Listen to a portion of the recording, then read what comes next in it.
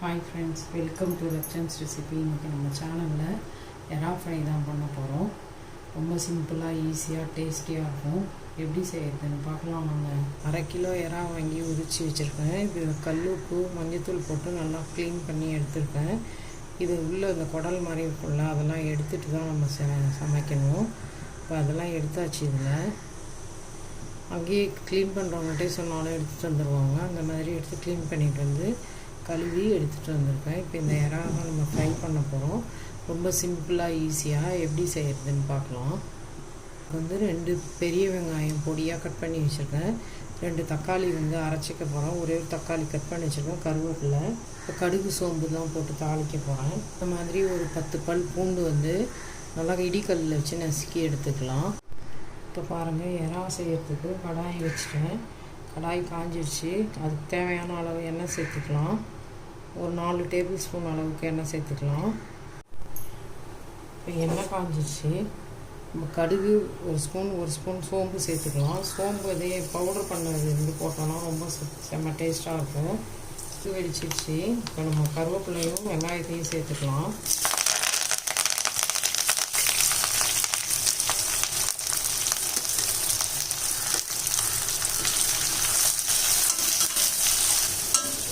கண்ணாடி பழம் மாற அளவுக்கு வதங்கினா போதும். 10 பல் பூண்டு நசுக்கி எடுத்துகிட்டு வந்துட்டேன் இடிக்கல்லில் வச்சு.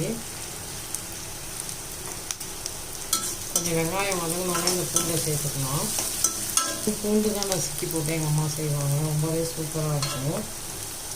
அதனால தான் இஞ்சி பூண்டு பேஸ்ட்டு சேர்க்காம இந்த பூண்டு மட்டும் நசுக்கி சேர்க்குறேன்.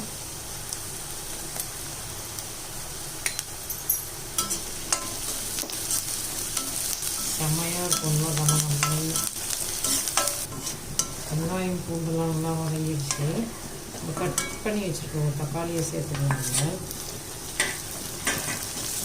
இப்போ வர தக்காளி சட்டுன்னு வதங்கவும் மாட்டேங்குது. நம்ம உப்பு சேர்த்து வைக்கலாம், கொஞ்சம் சீக்கிரம் வதங்கிடும். இப்போ நம்ம எறாவுக்கு தேவையான அளவு உப்பு சேர்த்துக்கலாம். நான் ஒரு ஸ்பூன் அளவுக்கு உப்பு சேர்த்துக்கிறேன். இப்போ வதங்கிட்டோம். தக்காளி பார்க்கலாம். மஞ்சத்தூள் சேர்த்துக்கலாம் 1/4 டீஸ்பூன் அளவுக்கு.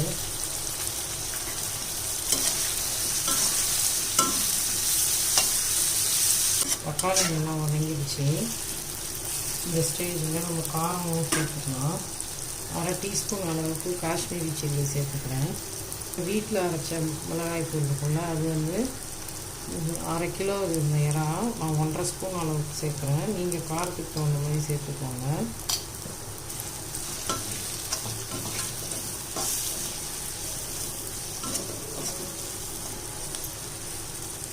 ரெண்டு தக்காளி அரைச்சி வச்சுருந்தால அதையும் சேர்த்துக்கலாம்.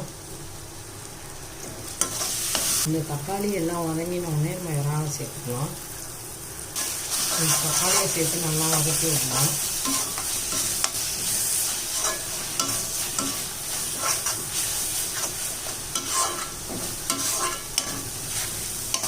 நம்ம இதை வதக்கும் போது நல்லா இந்த பச்சை வாசனை தக்காளி அரைச்சி போட்டோம்ல, அதெல்லாம் போயிடணும். இப்போ பாருங்கள், தக்காளிலாம் நல்லா வதங்கிடுச்சு.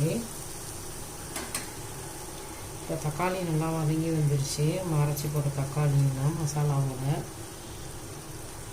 இப்போ நம்ம எறாவை சேர்த்துக்கலாம். 1/2 கிலோ எறா அதை சேர்த்துக்கலாம். நம்ம அதில் இருக்கிற இந்த நரம்பு மாதிரி இருக்கணும், குடல்னு சொல்லுவாங்க. இதில் அதை எடுத்துடணும்.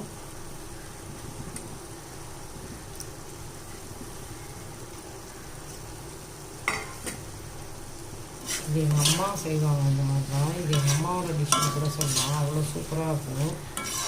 எப்பயுமே எங்கள் அம்மா இந்த மாதிரி தான் செய்வாங்க எறாவை. இப்போ நல்லா இதை வதக்கி விட்டு அடுப்பு மீடியமில் வச்சு வதக்குங்க. தண்ணி எதுவும் சேர்க்க தேவையில்லை. நம்ம தக்காளி அரைச்சிருக்கோம். இந்த எறாவும் லைட்டாக தண்ணி விடும்.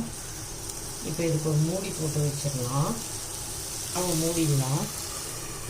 மூடி வச்சு அடுப்பு மீடியமில் வச்சுருங்க. இப்போ பாருங்கள், எறா ஒரு 3 நிமிஷம் மூடி வச்சுருந்தேன். எண்ணெய் தண்ணி பிரிஞ்சு அதுலேருந்து வருது பாருங்கள். எறாலாம் சுருண்டுச்சு. அதுவே தண்ணி விடும், அதுலேயே வெந்துடும் நமக்கு. இப்போ நமக்கு ஐஸில் வச்ச எறா இருந்தால் ரொம்ப அப்படியே தண்ணி விடும் பாருங்கம்மா. இது ஃப்ரெஷ்ஷாக இருந்ததுனால அந்தளவுக்கு தண்ணி விடலை. இது திரும்ப நல்லா மூடி வச்சிடலாம். எண்ணெய் பிரிஞ்சு வர்ற அளவுக்கு மூடி வச்சிடலாம்.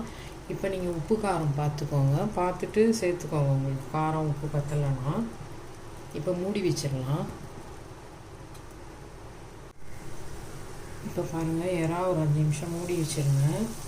சூப்பராக எண்ணெய் பிரிஞ்சு வந்துருச்சு. அதில் இருக்க தண்ணி அப்படியே இருக்குது. இன்னும் ஒரு 2 நிமிஷம் நம்ம கிண்டி கொடுத்தோம்னா அது தண்ணிலாம் வற்றிடும். எறாவும் வெந்துருச்சு. நல்லா தெரியுதா? உங்களுக்கு இப்படியே சாதத்தில் பிசைஞ்சு சாப்பிட்ணுன்னா இப்படியே ஆஃப் பண்ணிக்கலாம். நீங்கள் இல்லை இன்னும் கொஞ்சம் ட்ரை பண்ணிக்கணுன்னா இன்னும் ஒரு 2 நிமிஷம் சிம்மில் வச்சு வதக்கி விட்டுட்டே இருந்தோம்னா அந்த தண்ணிலாம் சுண்டி வற்றி வந்துடும்.